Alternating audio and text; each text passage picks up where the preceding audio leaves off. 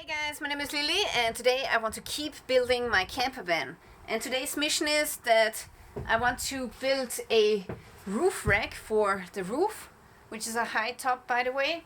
And also I want to install the solar panels today, and I have two of them and one of each has 120 watts. So in total I'm going to have 240 watts, which is not too bad for a small solar installation. And I also do have a little bit of additional equipment here. So I have some corners for my aluminium profile, and then I have a couple of different sizes of screws. These are 8 millimeters here, and then I have this thing here. I have to glue this on the roof, and yeah, this will basically take in the cables of the solar panels and it will lead the cables inside of the camper van. And then for the actual roof rack, I have bought a couple of these 4 by 4 centimeter aluminium profiles. Okay, so before I start working, I want to explain a little bit why I'm choosing these profiles for the roof rack. Now the problem was that I was searching for an original Ford roof rack, but they told me that it would cost like 500 euros, which is pretty expensive, and I decided too steep for me. And then I decided to go for these aluminium profiles. And I also contacted the authorities in Austria because if you want to build a camper van, there are a lot of regulations that you have to consider, and if you make something wrong, you do not get a pass by the authorities, and then you can't use your camper van. So then I decided to phone them and inquire about roof racks, and they told me that I can use something like this and make my own makeshift roof rack, so I don't have to use an original roof rack by some kind of car company. So that's okay. But the thing is, I'm only allowed to screw on the roof rack onto the roof, and I should not glue it onto the roof. So only screws and no glue. If I only use screws, then the roof rack, including the solar panels, will be a load only, and because it's not really connected to the car and not glued to the car, it will be considered as load, and I, as the owner of this bus, have the responsibility that the load is securely on the roof. So if something falls off while having an accident or so, then it's my own responsibility, and I can even get sued for that. So I have to make sure that the roof rack is tightly screwed onto the roof. The second option would have been to glue either these aluminium profiles onto the roof, or to even only glue the solar panels on the roof. You can get some kits for that on Amazon. So some people just glue on the solar panels directly on the roof, but here in Austria you should not do that, because then the solar panel or the roof rack, if you glue it to the roof, will become one unit with the car. Then it's not a load anymore, and then you have to get a certification, a special certification for all kinds of calculations about how the car is behaving when it's driving, or when it's when you hit the brake, and calculations like this you only get from a specialist, and that costs a lot of money. So this is the very reason why I'm not gluing the roof rack or the solar panels onto my roof, because I want it to be a load. Yeah, I think it's a stupid law, because to me it's all the same. I would love to screw it on and glue it on. That would be the perfect solution, but I'm just not allowed to. Well, I'm allowed to, but then I would have to go for even more troubles with the authorities, which I'm just not willing to. So I'm going to use these aluminium profiles, which are pretty hefty and very heavy. And I have 6 of these pieces, and I probably think that I have to cut them back a little bit, because I only have a little bit of roof where the solar panel will fit on. Okay, now it's time to do some measurements, and let's see in which directions we are going to mount the solar panels and where we have to mount the roof rack. Okay, so I think I have enough of space to fit them here and here. So one goes here, the other one goes here. And then I think I'm going to come down with the cables right here. So this is going to be on top right here. Then I'm going to go down with the cables. I will come out here, which is underneath the bench. Here will be the solar charger controller, MPPT. Then there will be 2 batteries. Then comes one inverter, and then the cable goes up here, back here, and down into the kitchen, and there will be a fridge here. And I talked to an electrician, and he told me that I should bring up the cables as high as possible, because in case of an accident you always have a higher chance that the top will be safer than the bottom. But for the bench I have to bring down the cables because the batteries and everything else is going to be down here. So we are going to come down with the cables right here from the solar panel.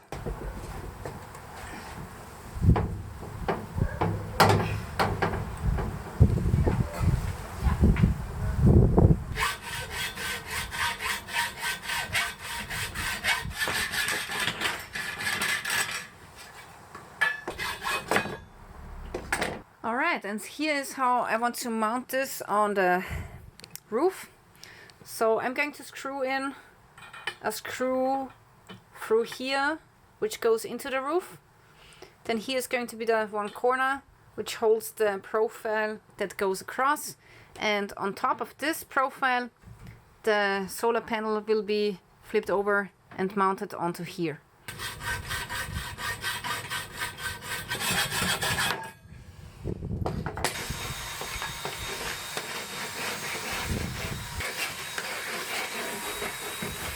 Okay, I just ran into my first problem. So I bought these corners or brackets, but unfortunately the special nut doesn't fit the profile. So it's just a little bit too big, which really sucks. So now I have to make a new order with nuts that fit the profile, and that's going to take a couple of days. So in the meantime, I want to work on the insulation of the car. Now for the side walls, I want to use Armaflex, but I don't want to use it here at the tire case because we already had some holes here in the sides and also on the other side. So this Ford is very old, and although the holes are repaired by a professional welder, I'm always a little bit afraid that there will be a new hole coming inside of here. So I just want to be sure and use some different materials which are a little bit more sturdy than Armaflex, because Armaflex, once you glue it on, it's almost impossible to get it off and it breaks easily. So this is why I don't want to use Armaflex for the tire case here. Instead, I want to use aluminum butyl, which is noise reduction and also a little bit of insulation, but not too much. And then on top of that, I want to use normal foam, which can be ripped off rather easily if you have to do some welding repairs.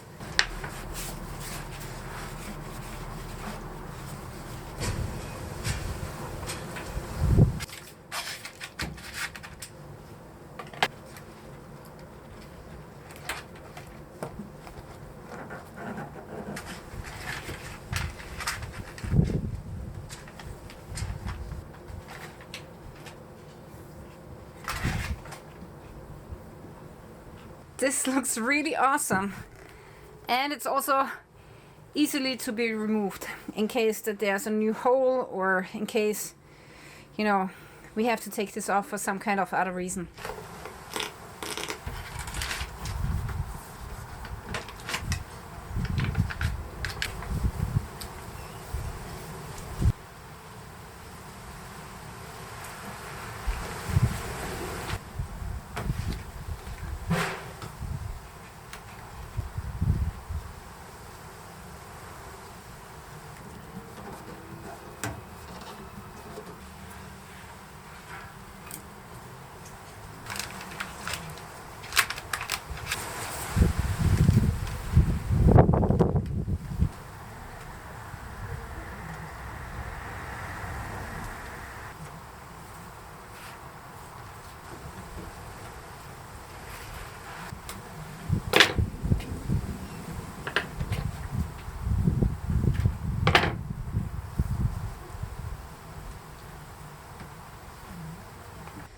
Okay, the first housing is done. I have to say it looks really nice.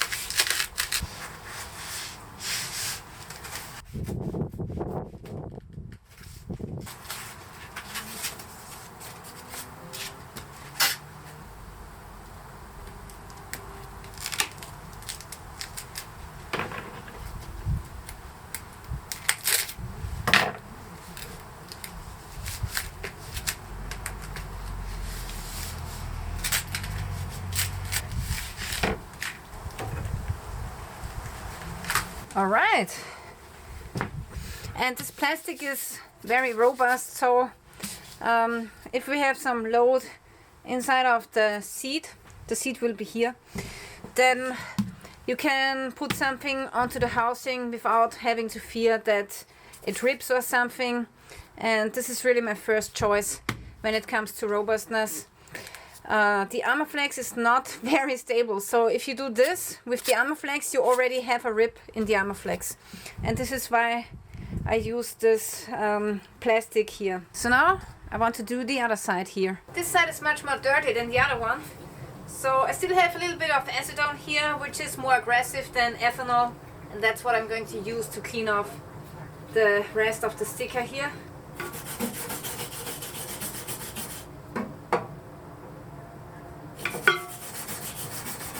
So we have one small problem. I discovered a little bit of a rusty spot here.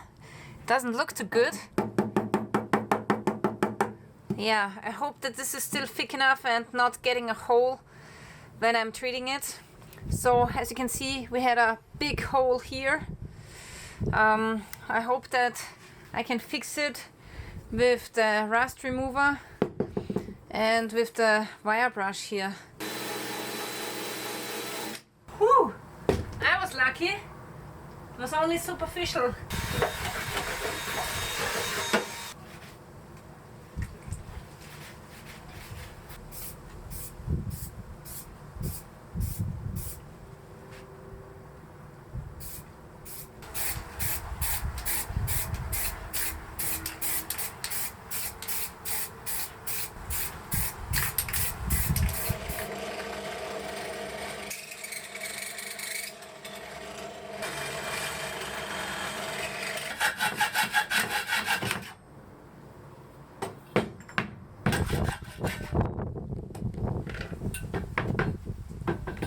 Alright, so I'm done cutting off the aluminium rack, and now I want to assemble everything together with these corners.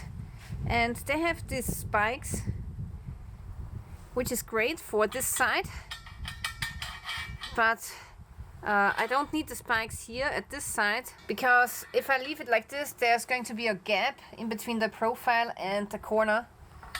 So I need to remove these two spikes here, or studs, and I have to do the same thing for all of these corners.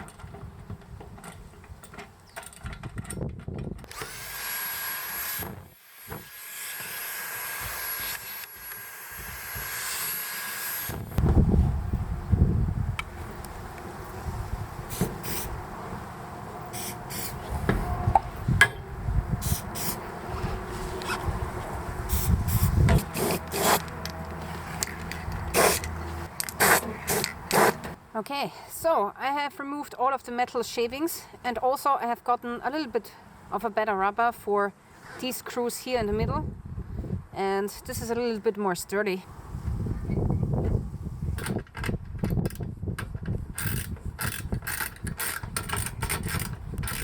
Yeah, and unfortunately I'm missing 2 screws, so now I will fasten these 3, 1, 2, 3, and here there's 2 more holes, so I need to organize 2 more screws. Okay, now we are inside of the van. This is the first screw which is missing, and these are the other 3.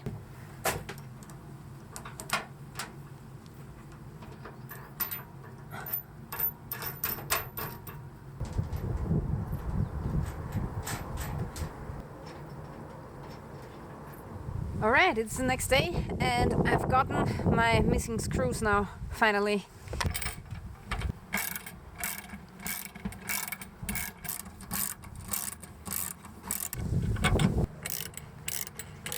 Yeah, so yesterday I have installed these wing nuts, but I don't think it's the best solution, especially because they will come in the way with the armor flex, so I think maybe it's better if I just use standard nuts.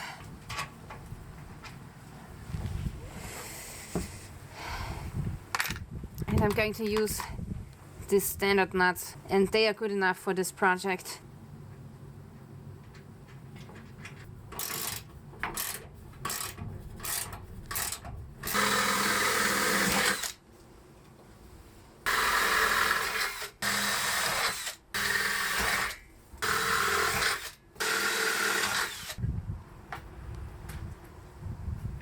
Okay guys, so unfortunately I do not have the right attachment system that would fit my solar system onto this profile. So first I thought that I could directly screw it in like this, but it's not possible because I'm not finding the cornerstones, and it's, yeah, super difficult.